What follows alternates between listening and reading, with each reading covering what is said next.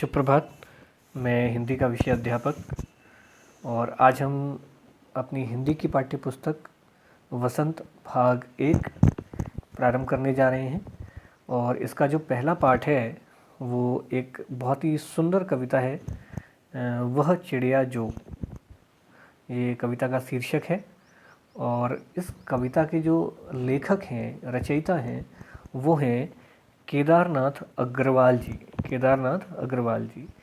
तो सबसे पहले हम थोड़ा सा जान लेते हैं केदारनाथ अग्रवाल जी के बारे में, क्योंकि हिंदी में या किसी भी साहित्य में जो रचनाकार होता है, जिसके द्वारा कोई रचना लिखी जाती है, रची जाती है, उसकी सोच और उसकी दृष्टिकोण, उसके नज़रिए का, उसकी लेखन शैली पर बड़ा प्रभाव पड़ता है। तो थोड़ा बहुत उनके बारे में जानना बड़ा आवश्यक है। केदारनाथ अग्रवाल जी, इनका जन्म 1 अप्रैल 1911 को हुआ था और उनकी मृत्यु 22 जून सन 2000 को हुई थी। इनके पिता का नाम हनुमान प्रसाद गुप्ता और इनकी माता का नाम घसीटी देवी था। पत्नी का नाम पार्वती देवी।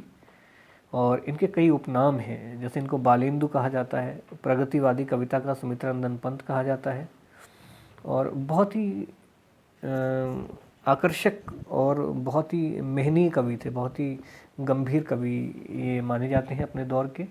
प्रगतिवाद एक दौर आता है हिंदी साहित्य में, और ये दौर, ये पूरा का पूरा समय, अंतराल जो था, ये ऐसा था जब कविता की जो पुरानी परंपराएं चल रही थी लिखने की, कविता लिखने की, उनको तोड़ा गया इस दौर में।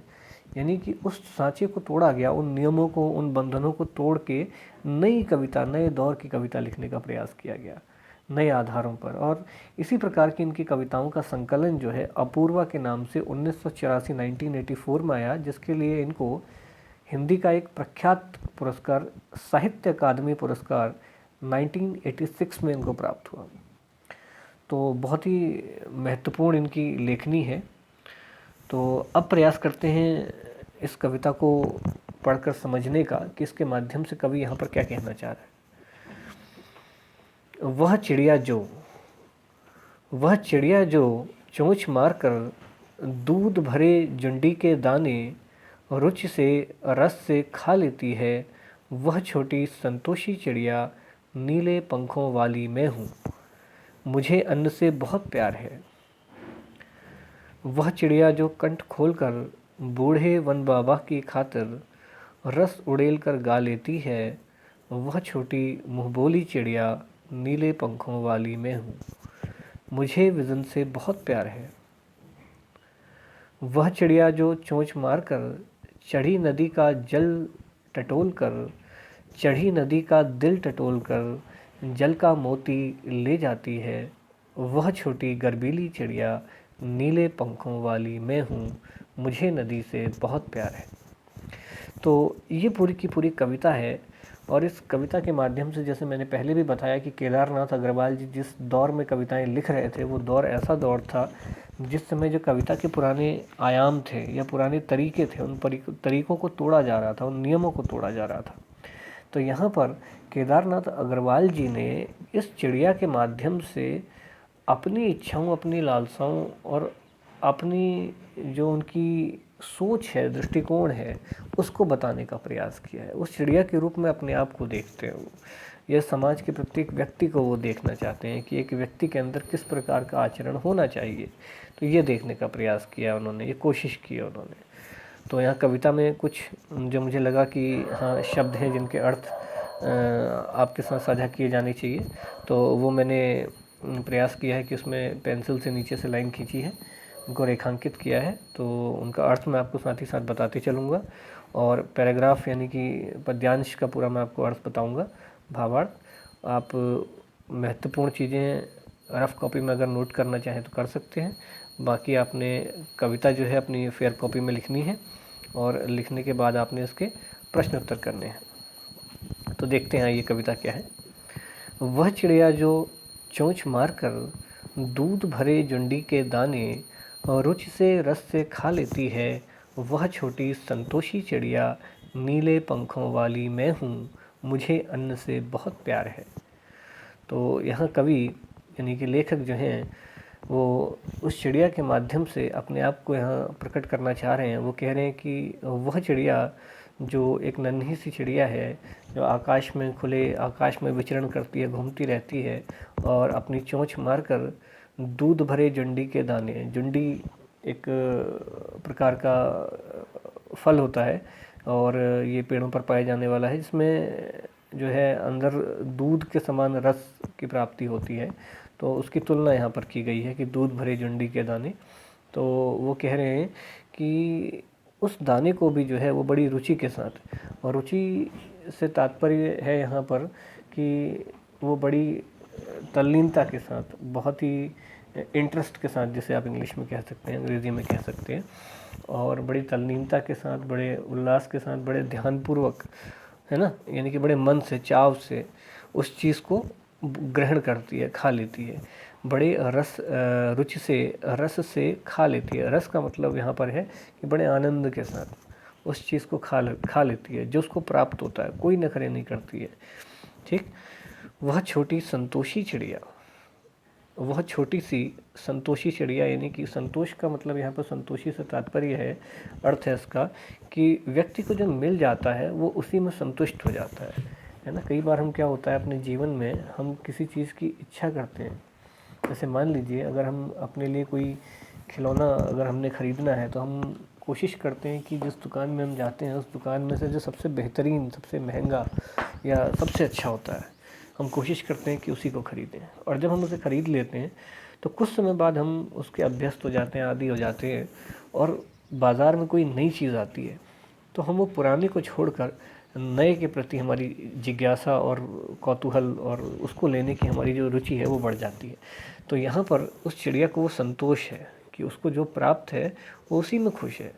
तो यहाँ पर उसको ज़रूरी नहीं है कि उसको कोई पकवान मिल जाए बहुत अच्छे, उसको बहुत अच्छा भोजन मिल जाए, बहुत अच्छा खाना मिल जाए। उसको जो रूखा सूखा ही प्राप्त हो रहा है वो उसी में दूध का रस समझ के उसको ग्रहण कर ले रही है।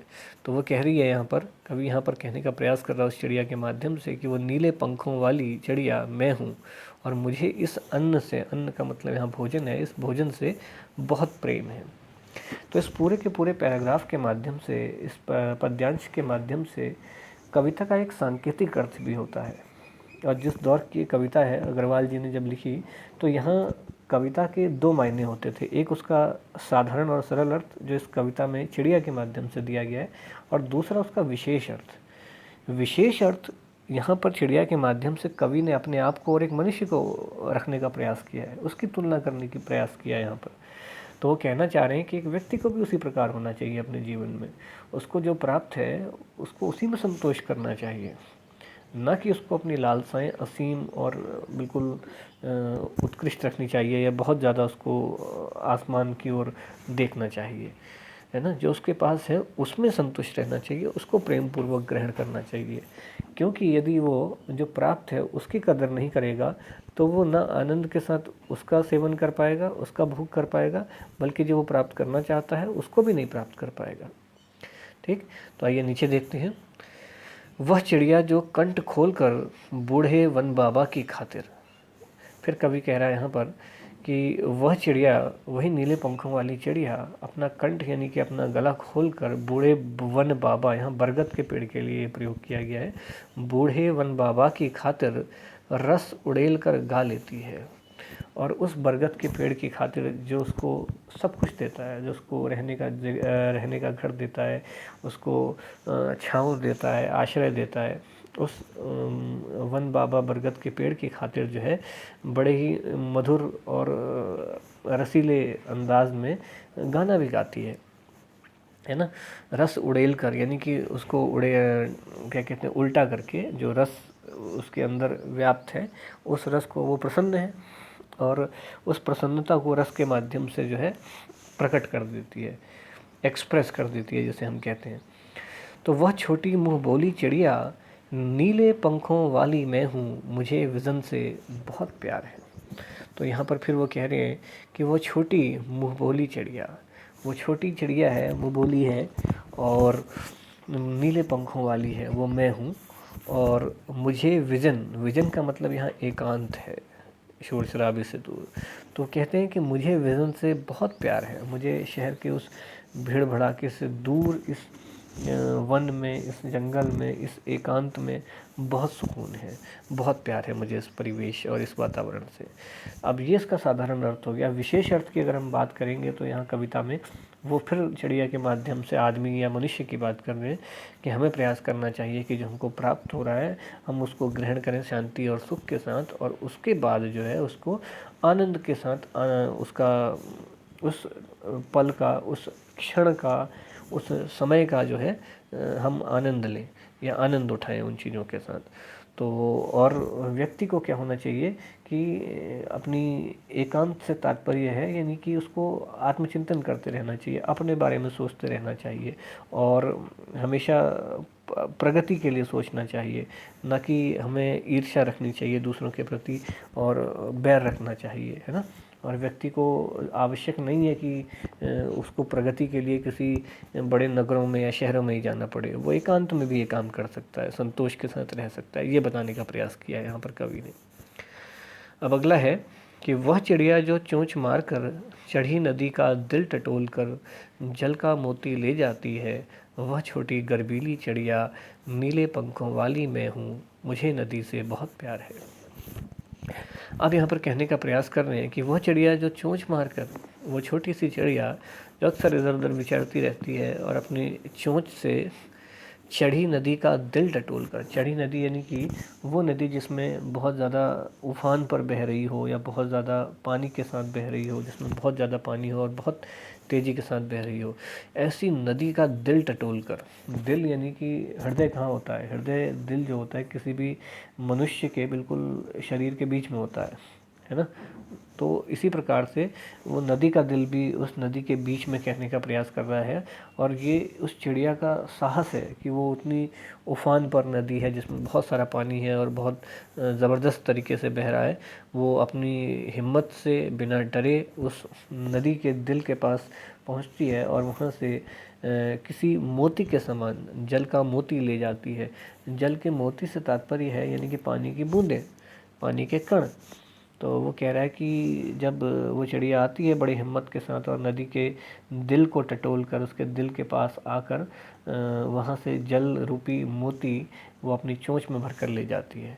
वह छोटी गर्बीली चिड़िया, गर्बीली मतलब गर्व होता है जिसको अपने काम पर, जो हिम्मत के साथ, उत्साह के साथ, उल्लास के साथ कोई काम करता है। तो कह रही है कि वो छोटी गर्बीली चिड़िया नीले पंखों वाली चिड़िया, वो छोटी सी गर्व जिसको होता है चिड़िया को, वो गर्व भरी चिड़िया जिसके पंख नीले हैं, वो मैं हूँ। मुझे नदी से बहुत प्यार है और मुझे इस नदी से जो मेरा पोषण करती है, जो मुझे जल देती है और मुझे क्या कहते हैं जीवन देती है, मुझे इससे बहुत ज़्यादा प्रेम है। अब इसका साधारण अर्थ हो गया। विशेष अर्थ में यहाँ पर फिर चिड़िया की तुलना मनुष्य के साथ करेंगे हम यहाँ पर। तो फिर वो कह रहे हैं कि मनुष्य को क्या करना चाहिए, इसी चिड़िया के समान क्या करना चाहिए उसे, हिम्मत, साहस, सत्य, इन मार्गों के साथ आगे प्रशस्त होना चाहिए, आगे बढ़ना चाहिए और गर्व करना चाहिए इन चीज़ों पर। और किसी भी कार्य को हृदय के साथ करना चाहिए, है ना, यानी कि हृदय के लगाव के साथ करना चाहिए। और इस प्रकार से व्यक्ति को अपने जीवन में रहना चाहिए नीले पंखों वाली चिड़िया के समान, और उसको प्रेम करना चाहिए जिन चीज़ों से उसके जीवन में खुशियाँ आती हैं, उसके जीवन में विभिन्न आवश्यकताओं की पूर्ति होती है। तो ये पूरा का पूरा सार है ना। यहाँ नीचे जो पाठ के बारे में दिया गया है उसमें भी आप देख रहे होंगे कि इसके बारे में थोड़ा बहुत यहाँ पर बताने का प्रयास किया गया है और कवि ने अपने भीतर की कल्पित चिड़िया के माध्यम से इस चीज़ को बताने का प्रयास यहाँ पर किया है। तो आप लोग सभी यहाँ पर मैंने प्रयास किया आपको कविता का अर्थ समझाने का, भावार्थ इसका, और आप अपनी फेयर कॉपी में ये पूरी की पूरी कविता लिखेंगे और कविता लिखने के बाद आप कविता के साथ साथ एक चित्र भी बनाएंगे, इसको अच्छा बनाने का प्रयास करेंगे। बाकी फिर अगले पाठ में जो मैं आपको बताऊंगा, इसके प्रश्न उत्तर बताऊंगा, तब तक आप ये कविता को याद करने का भी प्रयास करेंगे, कंठस्थ करने का भी प्रयास करेंगे, इसको पढ़ेंगे, कंठस्थ करेंगे और इसके साथ इसको लिखकर बढ़िया तरीके से आप इसमें चित्र के साथ इसको अपनी फेयर कॉपी में बना लें। आज के लिए इतना ही, धन्यवाद।